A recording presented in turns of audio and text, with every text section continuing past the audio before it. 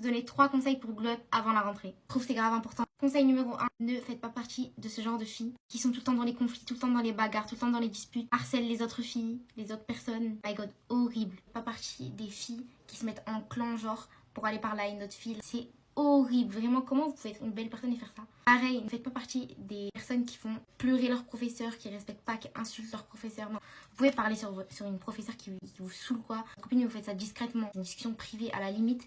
Mais tu peux pas glow up en étant dans cette mentalité de vouloir affronter tes professeurs. Tu peux rigoler avec tes copines, parler, on a tous fait ça.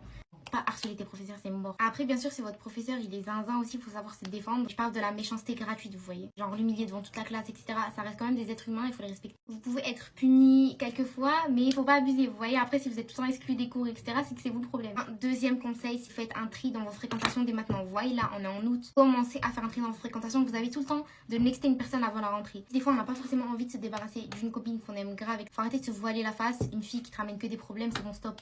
Ça y est, ciao, on n'a plus besoin d'aller faire un tri dans vos fréquentations, que ce soit votre copain, vos copines, peu importe, si la personne elle vous fait du mal, elle vous ramène des problèmes, vous tire vers le bas, ne vous êtes pas avancé, quelqu'un tout en train de vous rabaisser en fait, c'est pas une personne à garder dans votre vie, donc esquivez-la si vous n'êtes pas capable de lui dire en face, je ne te parle plus, esquivez-la. C'est simple, ayez le courage de lui dire clairement que vous voulez plus de relation avec cette personne, c'est mieux. Un troisième conseil, mais vraiment qui peut vous gâcher votre année si vous le faites, vous comparez aux autres filles par exemple de votre classe ou à une fille de votre lycée, etc.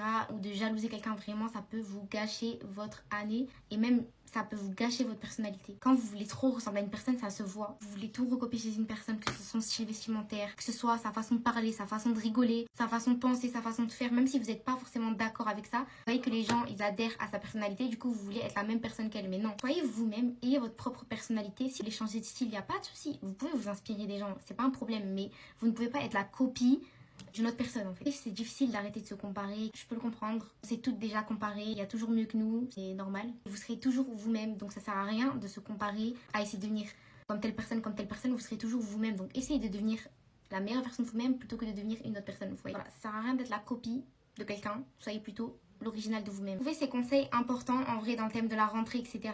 Donc je tenais à vous les dire. Gros bisous.